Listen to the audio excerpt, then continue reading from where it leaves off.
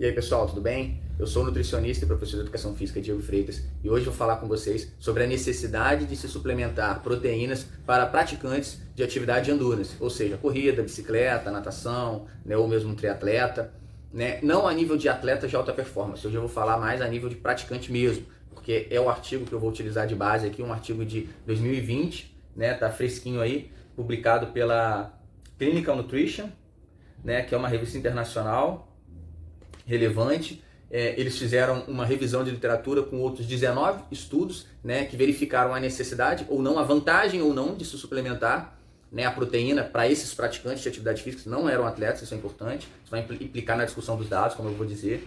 Né, foram 19 estudos que eles revisaram e chegaram a computar mais de 1.162 participantes, então é um N relativamente significativo, né, não é um estudo de se joga fora.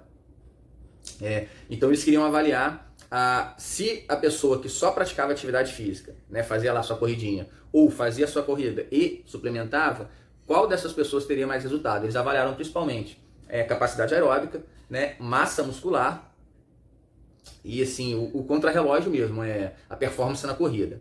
Tá? E basicamente eu posso dizer que a suplementação de proteína ela teve uma melhora, né? Ela basicamente deu 20% a mais, né? Vamos botar, estavam todo mundo aqui. Os que só praticaram o exercício melhoraram um pouco. Esses que suplementaram melhoraram um pouquinho a mais, em torno de 20% a mais do que esses que não suplementaram proteínas, né? Eles consideraram proteínas como se fosse um whey protein, uma caseína, um aminoácido, enfim, esses suplementos proteicos. Não consideraram, por exemplo, creatina, né? Que aí já é um outro objetivo para ganho de força mesmo, né? Eles consideraram suplementos de reposição de proteínas mesmo, de suplementação de proteínas. Um aspecto muito importante que eles observaram é que, ao contrário do que o imaginário às vezes diz, é que os que tiveram mais resultado com a suplementação foram os atletas, aqueles indivíduos que não treinam tanto, que não treinam muito. Né? Muitas vezes a gente acha que o indivíduo que treina muito, aquele que se aproxima, aquele atleta amador ali, é o que mais precisa. Nessas pesquisas, não foi o que mostrou. Como que ele justificou esse dado?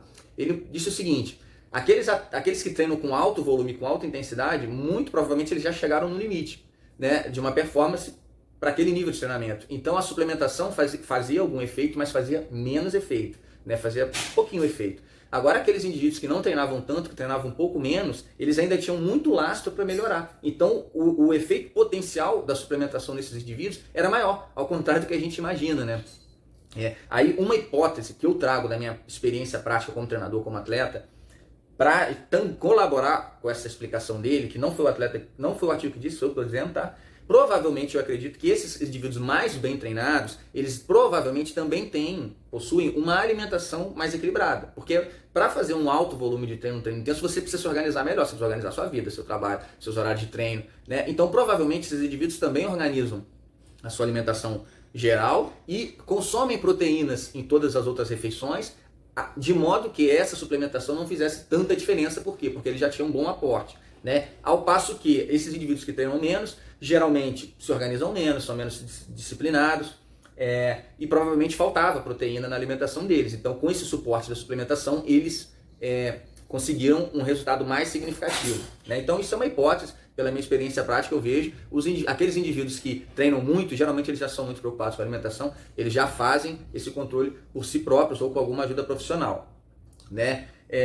Então esse é o primeiro ponto. Outro ponto muito interessante que ele notou é que os indivíduos que não suplementavam, eles não ganhavam massa muscular. Lógico, corrida, bike, natação não é uma atividade de predominância de ganho de massa muscular. Contudo, aqueles indivíduos que além do exercício aeróbico fizeram o uso da suplementação de proteína, conseguiram ganhar massa muscular. Esse é outro dado muito relevante. Aí sim, né, eu acredito que é muito por conta mesmo da suplementação. Por quê? Porque a suplementação ele dá aquele aporte um pouco a mais, né? Você atende às necessidades básicas e você dá um suporte até um pouco além, por isso que o nome é suplementação. E aí esse a mais de proteína que você consome pela suplementação, ele estimula, né? A gente sabe da importância provavelmente da leucina como sinalizador da síntese de proteína. Ele faz esse estímulo à síntese de proteína, você tem mais síntese de proteína, provavelmente você vai ter menos degradação proteica também, né? A recuperação muscular vai ser mais rápida, vai ser facilitada. Então eles conseguiram um ganho a mais ali de massa muscular que aqueles que treinavam e não suplementavam, né, não conseguiram. Então aí são alguns dados, né, interessantes que esse artigo trouxe. Eu vou até deixar a referência aqui no vídeo. Dos últimos artigos que eu li recentemente, foi um dos mais prazerosos. É um artigo que aparentemente é grande, porque ele tem muitas páginas, mas assim, pelo menos o arquivo que eu peguei, ele é uma leitura rápida, uma leitura agradável, uma leitura gostosa e que traz informações realmente relevantes de ordem prática. Né? Porque às vezes você lê o artigo assim, você fala, parece que não deu nada, né? Não trouxe nada. E realmente esse trouxe alguns dados muito interessantes associados à prática, um tema muito relevante, né? Então bem bacana. O que ele deixa de questão é que assim foi um estudo preliminar, com dados gerais, mas que ainda fica, né, algumas questões, por exemplo, quando tomar, né, quanto tomar, com relação aos aminoácidos, enfim, aí a gente realmente precisaria de um suporte profissional, né, para estar orientando de uma maneira individualizada. Esses dados logo são gerais. Outra coisa que eu quero falar com vocês é que eu estou um pouco até sumido aqui do canal, que eu tenho feito muitas lives no Instagram. Então se alguém quiser seguir o meu Instagram, é @doutorperformance10, tá? Eu acho que é o mesmo nome do YouTube aqui, só que no YouTube tem um espacinho entre o Performance e o 10, lá no Instagram não tem. Estou fazendo lives principalmente sobre o emagrecimento, tá? Eu fiz até uma maratona com 4 lives seguidas, quem quiser dar uma conferida lá tá salvo. E toda segunda-feira, 9 horas, eu estou relembrando algum tema da live, né? Essa segunda já teve.